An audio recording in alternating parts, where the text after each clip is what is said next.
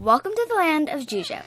Tensions have been brewing over whether or not scones were the best with Earl Grey or oolong tea, when someone just had to make everything worse by saying they preferred a donut with coffee. The nerve. So that's where you fit in. You need to take control of this situation and any discussions around hot beverages in the island of Jujo. You'll need troops, cannons, a good strategy, and some luck. The key thing is that you must keep your troops together. Stick together and you score the most points. Score the most points and you take over the island and accomplish the mission. But be careful of those cannons and other exploding thingies. They'll create a big distraction and could even spill one of those hotly contested warm beverages.